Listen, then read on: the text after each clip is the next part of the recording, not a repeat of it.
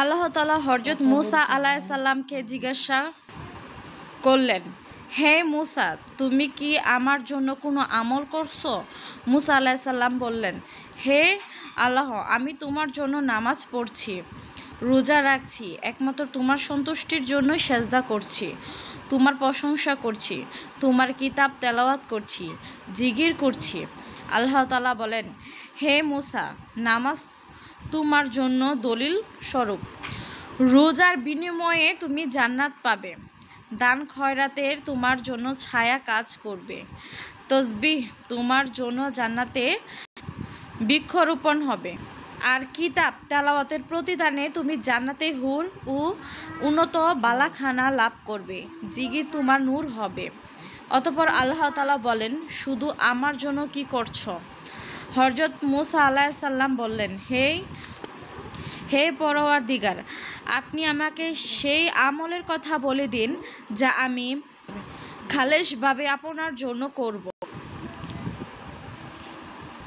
আল্লাহ তাআলা বলেন, হে মূসা, তুমি কি আমার খাতিরে আমার কোনো ওয়ালিকে ভালোবেসেছ, নাকি আমার খালিলের কাউকে শত্রু ভেবেছ? একথা শোনার পর হযরত মূসা আলাইহিস সালাম বুঝে গেছেন আল্লাহর মহব্বতে কাউকে ভালোবাসা এবং তারই খাতিরে কাউকে শত্রু ভাবাই হচ্ছে সর্বকৃত ও সর্বশ্রেষ্ঠ আমল।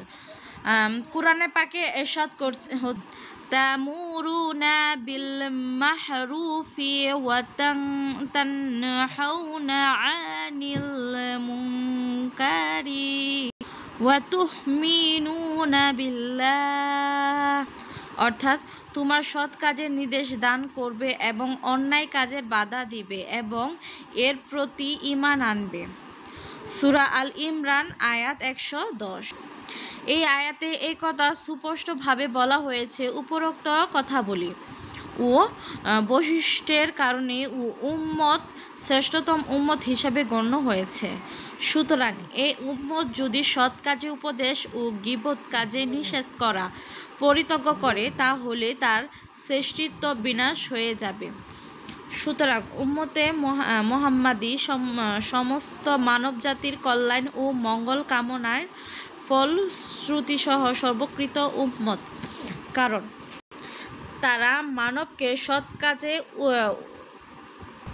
উৎসাহিত করে, মন্দ ও গীবত কাজ থেকে নিষেধ করবে এবং কাফিরদের বিরুদ্ধে জিহাদ করবে, যাতে গোটা মানব গোষ্ঠী শান্তিময় সুন্দর জীবন অতিবাহিত করতে পারে।